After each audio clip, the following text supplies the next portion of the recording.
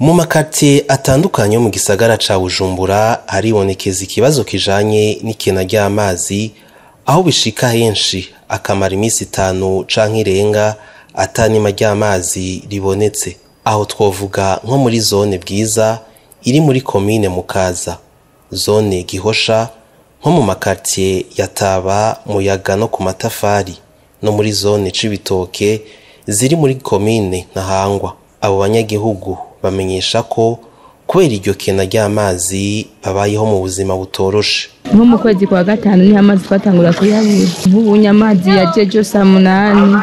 Nk'ubu urabona nk'izi saha hariho arashoboye gushika nk'indwi yose atazi. Rero ikibazo cy'amazi ngaha ni birebire. Iyo tumaze kuyabura hariho abakarani kubera nta makinga yinjira, nta moto. Hariho abakarani ibidimucu usanga bayatsi 5, 2 koresha amazi menshi urasanga akoresha nk'amazi 10,000 birenga. Iki gihe nawe urabona ubuzima bwarabaye ndase. Harigeze ufise ibyo 10,000 ntizobikuramwo ayo kuvomesha, cyahise yuko nawe uri gurahangayika muri bo. Nko kuva mu kwa gatanu azoko nyene hageze nka saa 1 naho naje mwijoro atugenda nk'ibido nka 200 kashe sanga uzitwariye nk'ibihumbi nka 15 cyangwa ibidimwe mwa yitwariye igihumbi kubera nyene ntubu ziya yakura banga nta mazi abahari nk'aya masandazi n'imiburi ibura mazi azobagiye.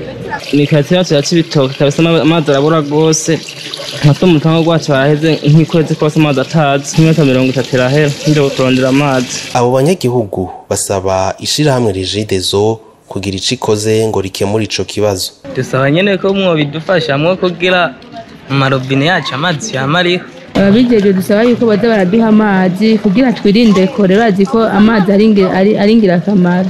Rero dusaba kugira badutunganyirize tuze turaronka amazi.